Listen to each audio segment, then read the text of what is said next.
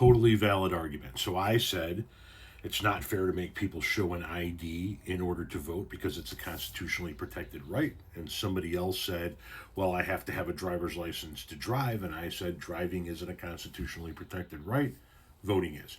So a handful of people have come in and correctly pointed out the fact that you need to show an ID in order to buy a gun, and buying a gun is a constitutionally protected right. And I agree with you. There should be other ways to do it. Because you see, in order to vote, you don't have to show an ID where you're at, but you have to prove who you are in order to register to vote, correct? You have to first be able to register to vote. Here in the state of Illinois, you have to register with the state of Illinois. And then when you go to vote on election day, you don't have to show an ID, but you have to sign a piece of paper, a card. They look up your name and they pull out a signature card, and you have to sign that card. And that signature has to match what they have on file at the time that you registered to vote. Then and only then do you get a ballot. You don't have to have a picture ID, but at some point in time back in the line, you had to have proven who you are in order to be able to register to vote. And you don't always have to show an ID in order to do that.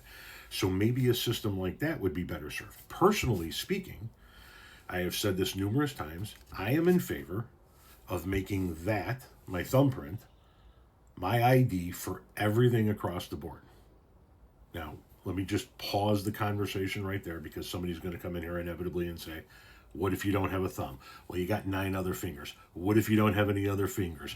Well, you have facial recognition software. Well, what if you don't have all of 10 of your fingers in your face? And to that, I would say, at that point, you're arguing just for the sake of arguing. And yes, I've had people actually say this shit to me. If you're missing all 10 fingers and a face, we got bigger things to talk about. Having said that, let's get back to the idea at hand. Let's make that the ID for everything. If I go in to vote, I should be able to put my thumb on a little scanner at the table, and it goes zzz, and tells the person behind the counter, sitting at the table, I am who I am, and I'm registered to vote, and I can go vote. I get pulled over by a cop. He walks up with a little finger scanner. I scan it. It tells him everything he needs to know about me, including whether or not I am legally allowed to drive in that state. I walk in to buy a firearm. Zzz, he is who he says he is. You can sell him a firearm. I go in to buy alcohol, scan my thumb. Everything should be right there. Why should I ever have to carry around some piece of plastic or some piece of paper from some government entity to prove who I am? This is unique to me. Make that my ID, make that your ID, and make sure that that can be updated with all of the information. We want to get a license to go fish, put it in the database. Right? All of the things that I am legally allowed to do within my country, my state, my town, my county, whatever, is right there. But for the system that we have right now, the current system that we have, maybe something more along the lines of what you have to do in order to prove who you are when you go to register to vote. Nobody in my state gets to vote unless they're registered.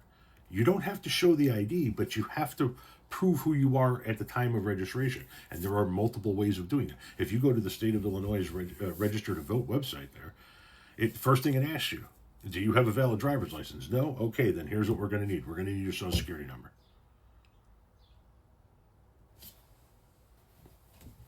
I'm not, because I'm saying I'm against voter ID does not mean I am in favor of you having to show a physical ID at the gun store either. You have to prove who you are to vote, to register to vote. You should have to prove who you are. And therein lies the difference. Do you see that? When you go to vote, you had to prove who you are at some point in time in order to be able to get your signature on that ballot. But you've never shown anybody at the gun store who you are because you've never had to register to be able to buy a gun. It's 2 completely different systems. One, you actually have to go through that system of proving who you are down the line. The other one, you have to prove at the counter because we don't have the infrastructure in place set up already.